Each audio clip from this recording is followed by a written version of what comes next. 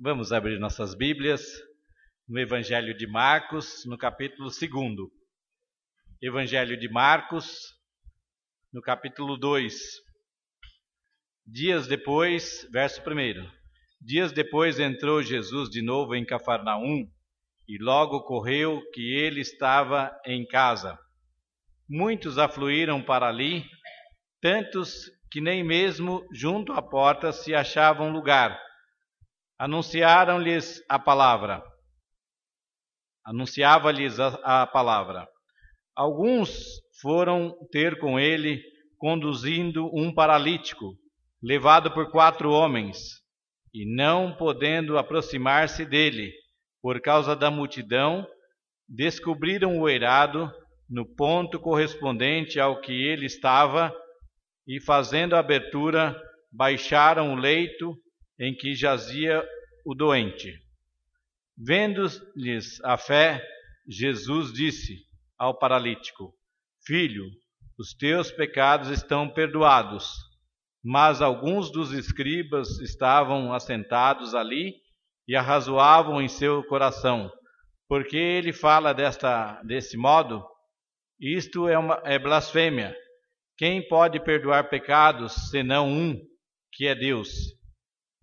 E Jesus, percebendo logo por seu espírito que eles assim arrazoavam, disse-lhes: Por que arrazoais sobre estas coisas em vosso coração?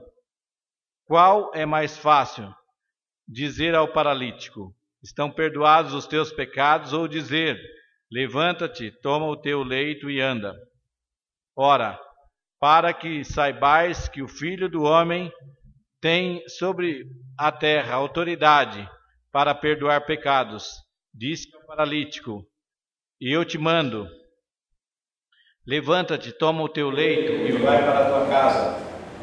Então ele se levantou e no mesmo instante, tomando o leito, retirou-se à vista de todos, a ponto de admirarem todos e darem glória a Deus, dizendo: Jamais vimos coisa assim. Que Deus nos abençoe e aplique a sua palavra aos nossos corações. Senhor Deus, nós louvamos a Ti por este privilégio que temos de abrir neste momento a Tua palavra e pedirmos, ó Pai, que Teu Espírito toque em cada um de nós, que a Tua palavra fale, Senhor, conosco, e que, ó Deus, nós tenhamos os nossos ouvidos atentos e que tenhamos, Senhor, o nosso coração aberto para ouvir aquilo que Tu queres.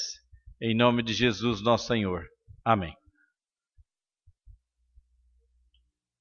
Algum tempo atrás, nós tínhamos planejado com a Lia que hoje nós teríamos um culto especial e depois não conversamos mais, mas não deixa de ser um culto especial quando nós estamos agradecendo a Deus também a vida do Sr. Stutz. Ele vai fazer aniversário daqui 2 dias, mas a gente não comete nenhum pecado já falarmos do aniversário dele desde hoje. Os mais novos, né, podem ficar pensando: puxa vida, a gente faz aniversário e ninguém fala muito, né? Mas o Sr. Stutz vem e faz aniversário e todo mundo fala. Nós agradecemos a Deus, né, porque o Sr. Stutz tem um pouco mais que nós todos juntos, quase, né? Ele tem 90 anos, né? E vai fazer 91, né? E então é um pouco mais que nós, né? Só ele tem 90 dos que estão aqui hoje. Nós temos mais alguns na igreja que estão nessa faixa. A dona Ivone está quase chegando lá. Se o Sr. Stutz atrasar um pouco, ela alcança. E também temos a dona Francisca. Então são irmãos nossos que nós agradecemos a Deus a longevidade desses nossos irmãos, né? E pedimos que Deus esteja protegendo, abençoando a vida desses nossos queridos irmãos, que são baluartes, né, da igreja, são colunas fortes que atravessaram gerações e gerações aqui nesta igreja. O Stutz faz mais de 50 anos que ele está aqui, né? A igreja fez 50, mas ele já veio para cá um tempo antes para formar aqui a igreja. Então nós agradecemos a Deus pela vida do Sr. Stutz e neste momento nós reconhecemos que Deus deu a todos nós esta grande bênção, que foi uma vida inteira na sua presença. Então, nós, lá no acampamento, nós tivemos a oportunidade de dar o nosso testemunho, e depois, durante a semana, nós vimos que alguns jovens e alguns adolescentes, eles ficaram comentando nas suas casas: olha, o pastor não nasceu daquele jeito não, ele era pobre, né? O pastor, né, Deus conduziu a vida dele, ele nunca se desviou, né? Ele sempre foi de Deus, não precisou se desviar para dar um testemunho mais quente, né? Então nós agradecemos a Deus também, porque a nossa vida também está colocada nas mãos de Deus e Deus cuidou da gente desde o começo. Então nós gostaríamos de que todos nós agradecêssemos a Deus pela vida do Stutz, mas antes no final do culto, e neste momento nós gostaríamos de falar algumas coisas que não é para o aniversariante, mas é para todos nós. E eu até estava pensando, esse texto é muito conhecido nosso, e alguns irmãos já me viram falar sobre esse texto. E só que para me preparar para esse texto, eu li Filipenses 3, verso 1, que diz o seguinte, que Paulo fala: eu não me sinto como se estivesse preocupado por falar de novo aquilo que eu já tinha falado, porque serve para a segurança de vocês, e para mim eu me sinto também bem em reprisar ou repetir as verdades do Evangelho. Esse texto é um texto muito importante para a gente repetir algumas verdades do Evangelho, né? Nós temos no Novo Testamento, nos 4 Evangelhos, que Jesus fez o quê? Muitos atos, muitas coisas maravilhosas. Jesus fez muitos milagres. Jesus atendeu muitas pessoas. Jesus fez muita coisa que ficou na história não só das pessoas, mas que ficou na nossa história também. E este fato de Jesus ter feito tantos milagres e tantas coisas boas, hoje nós relembramos um deles. É este milagre, não sei se os irmãos sabem, Jesus morava a 32 quilômetros de Cafarnaum. E este milagre ocorreu em Cafarnaum. Então, Cafarnaum, como Betânia, eram 2 cidades próximas de Jerusalém, que Jesus passava, por exemplo, quando ele ia em Jerusalém, ele passava em Betânia. E aí descansava. Quando ele voltava, ele passava de novo em Betânia. Então, na casa de Marta e Maria, era o lugar onde ele passava. E em Cafarnaum, também, quando Jesus fazia as suas viagens, como ficava a 32 quilômetros da sua casa, e ele não tinha carro naquela época, ele não tinha nenhum carro, né, desses nossos de hoje, então ele realmente enfrentava a poeira, os caminhos duros, né? E ele dava uma descansada também. E nesse momento que ele descansava, nós podíamos dizer, como fala lá no interior: enquanto descansa, carrega a pedra, né? Então ele descansava, mas ele carregava a pedra do quê? Das necessidades dos outros. Jesus, neste momento, ele tem aqui uma situação em que ele está falando para uma multidão. As pessoas se afluíram para aquela casa, elas vieram até aquela casa e formaram uma grande multidão. E aqui nos diz o texto que nem perto da porta não dava para entrar gente. E aí Jesus estava lá no meio, lá dentro da casa, e aquela multidão toda em volta, e alguns do lado de fora querendo ouvir. E eu fiquei pensando, é igual os nossos jovens, né? Os nossos jovens também gostam de ouvir, e eles ficam assim, desesperados, só olhando, prestando atenção, né? Porque quando é a palavra de Deus, eles prestam bastante atenção, não é verdade? Então eu até lembro de uma revista Veja, que publicou alguns anos atrás, que o cursinho lá no Japão era assim. A pessoa que falava, que dava aula, ela tinha microfone, alto-falante e tal, e aparelhos de som, e tinha 700 alunos na classe. E todos lá prestavam atenção e anotavam, prestavam atenção e anotavam. E aí o Japão, culturalmente, se desenvolveu bem diferente do Brasil.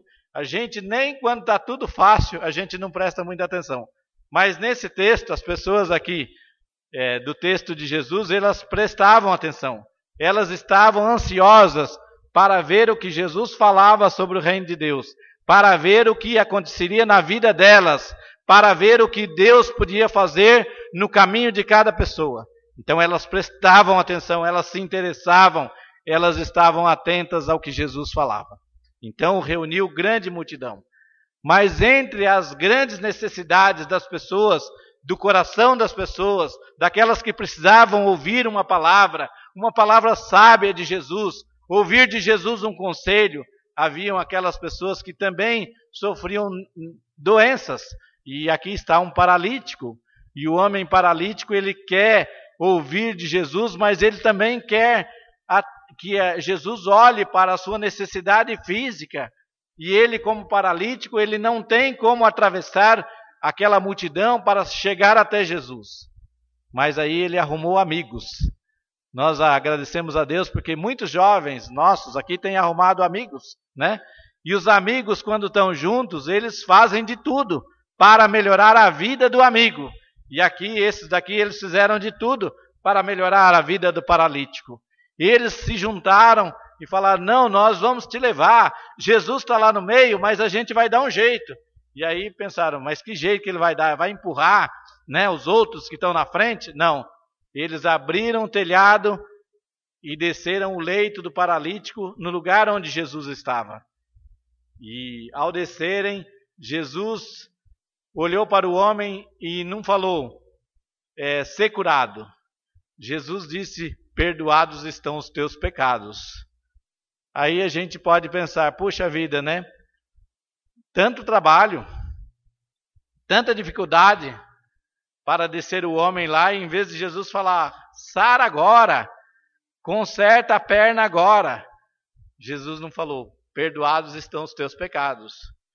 E aí quando Jesus falou, perdoados estão os teus pecados, a multidão que estava ao redor, que estava atenta a Jesus, se preocupou. Por quê? Porque perdão de pecados só pertencia a Deus. E eles falaram, puxa, é uma blasfêmia, né?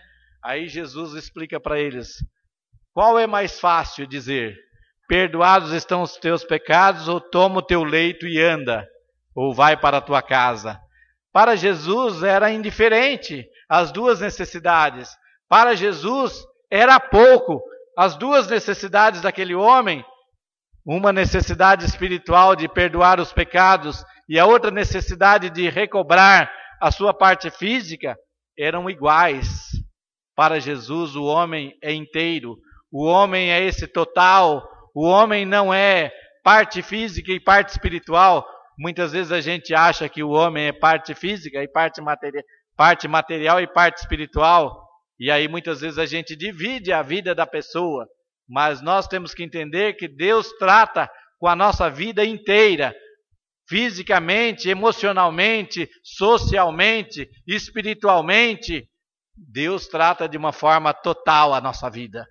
E quando Ele trata de forma total, tanto faz a gente ser curado fisicamente, quanto ser abençoado espiritualmente, são as mesmas bênçãos que Jesus dá à mesma pessoa.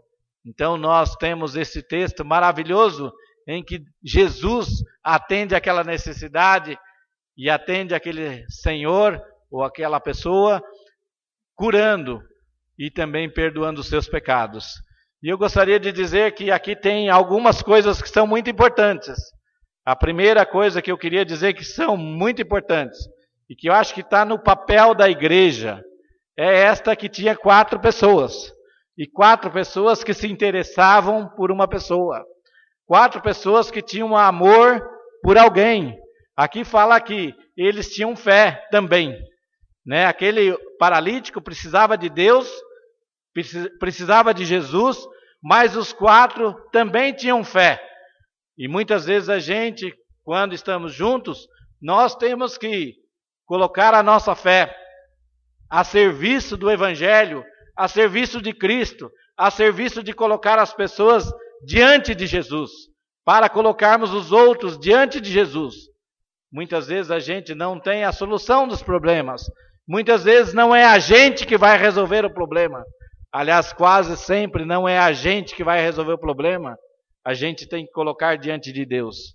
A palavra de Deus nos ensina, e a Bíblia, lá no Velho Testamento, o salmista fala, muitos confiam em carros, em cavalos, mas nós confiamos no Deus vivo. Nós podíamos dizer, muitos da nossa época acreditam em muita coisa, e muita coisa que não deve se acreditar, mas acreditam. Mas nós, como cristãos, nós temos que mostrar em quem nós cremos, em quem nós temos crido, em quem nós realmente confiamos. Nós não confiamos, e eu podia dizer, eu não confio em horóscopo, eu não confio em lançar sortes, eu não confio em tarô, eu não confio em numerologia, eu não confio em nenhuma dessas coisas, nem em fitinha. Eu confio em Deus, eu confio em Jesus Cristo. E nós temos que colocar para as pessoas, para que elas creiam em Deus. Nós somos 4 pessoas, ou a igreja de Cristo é formada desses 4 amigos que têm fé, mas que têm fé em Jesus, que têm fé que Jesus resolve, que Jesus dá a solução, que Jesus perdoa o pecado, que Jesus fala, toma teu leito e anda. Nós temos que, como igreja, confiar neste poder de Deus, nesta maravilha de Deus, nisto que Deus nos traz, e para que neste mundo nós possamos representá-lo. E muitas vezes nós nos esquecemos de que não é a nossa solução, não é a nossa palavra. Eu já contei para os irmãos uma vez que eu visitei um jovem lá no interior, na cidade de Jales, e conversei com um jovem, e aí terminou a conversa, a mãe me agradeceu, porque eu fui lá e falei dos problemas do jovem. Não, eu não falei nada do assunto que a mãe dele tinha me pedido para falar. Aí fui embora, a mãe agradeceu e tal. Depois de uns meses voltei lá e a mãe falou assim, muito obrigado, viu? A vez que você foi lá em casa, aquilo que você falou para o meu filho, ele obedeceu. E hoje ele mudou, ele é tão diferente do que ele era. Eu não falei nada para ele. E eu não toquei no assunto que a mãe tinha pedido. Porque muitas vezes a gente quer que as coisas aconteçam daquilo que está na nossa frente. Mas Deus tem a solução certa. Não é a nossa palavra ou aquilo que dissermos que vai resolver o problema das pessoas, mas é aquilo que Deus faz no coração das pessoas. É aquilo que Deus toca na vida das pessoas. É aquilo que Deus coloca como fé em cada um de nós. É isto que Deus realmente resolve e atua e age. Os irmãos que frequentaram o Hebron também puderam presenciar um fato, e foi um momento de culto, e eu nem sabia muito do fato. Aí depois, no domingo seguinte, é que eu fiquei sabendo. Quando eu estava terminando o culto, a mulher falou, olha, aquela mulher que pediu para você orar, o filho chegou às 10 horas, na hora que o senhor tinha falado. Eu falei na hora, eu não falei nada de hora, não pensei em hora, não sabia que o filho ia chegar, que horas que ele tinha que chegar. Eu lembro que eu só chamei a mulher no canto da parede assim, e falei, vamos orar. E eu não sei aonde o filho da senhora está, a senhora não sabe, faz 1 semana que ele sumiu, mas nós temos que colocar na mão de Deus. E colocar na mão de Deus é esperar que Deus faça as coisas. É saber que Deus vai fazer. E nós oramos, e a mulher veio, a outra vizinha veio e agradeceu, disse que o filho chegou às 10 horas no horário que eu tinha falado. E eu não tinha falado nenhum horário. Deus faz aquilo que Ele toca no seu coração. Deus está chamando a sua vida, e nós somos apenas 4. Nós, como igreja, representamos esses 4 que colocam a tua vida agora diante de Jesus, para que Jesus resolva a sua vida, para que a tua vida se modifique, para que a tua vida seja colocada no altar de Deus de agora para frente. E aí, daqui a algum tempo, você vai dizer, realmente valeu a pena colocar a minha vida na frente de Deus, ou diante de Deus.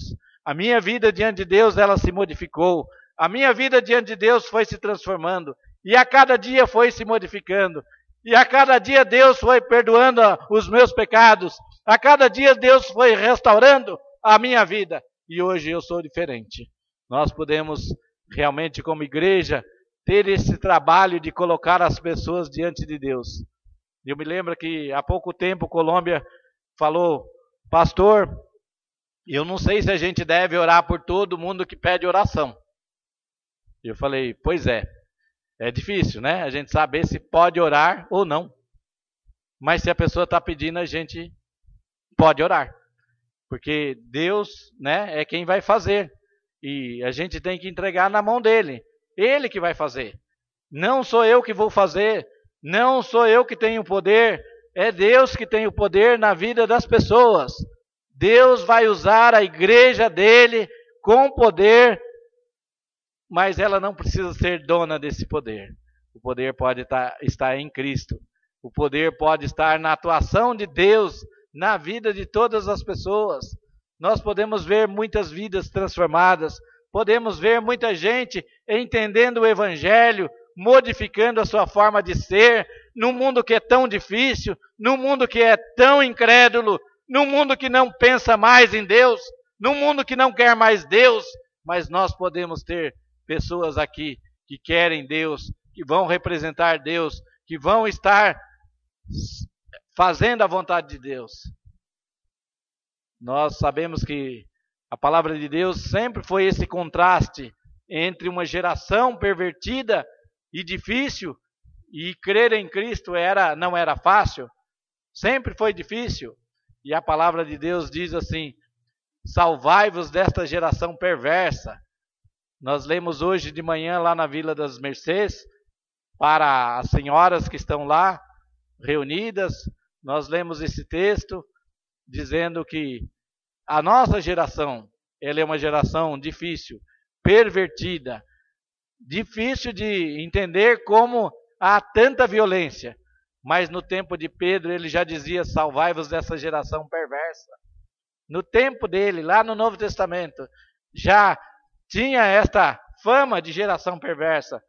Quem não crê em Deus age com perversidade, age com maldade, age por impiedade. Mas quem crê em Deus modifica o seu coração, modifica a sua vida, começa a agir de forma diferente. E a palavra de Deus, o Evangelho de Cristo, que penetra em nossas vidas, nos reconcilia com Deus. Ele perdoando os nossos pecados e curando as nossas enfermidades, curando as nossas necessidades, para estarmos diante de Deus para servi-lo. Que nesta noite nós possamos colocar as nossas vidas diante de Deus. Que nesta noite nós possamos colocar este Evangelho em prática como igreja. E muitos deste bairro, muitos das nossas casas, muitos dos nossos lares serem alcançados por Jesus, serem tocados por Jesus, transformados por Jesus, porque Ele faz, e Ele faz, e Ele que faz tudo para a honra e glória do seu nome. Nós devemos reconhecer o nome de Jesus acima de todo nome, e podemos aqui nos esforçar para levar as pessoas a Cristo, e vocês também podem se esforçar para trazer os seus amigos para que encontrem Cristo, porque encontrando Cristo, os problemas são diferentes. Não digo que eles não vão existir, mas eles são diferentes. A nossa esperança em Cristo é a vitória que vence o mundo, diz a palavra de Deus. A vitória que vence o mundo é nós crermos em Jesus Cristo, é termos fé nele, e nós vamos vencer para a glória do seu nome. Que Deus nos abençoe.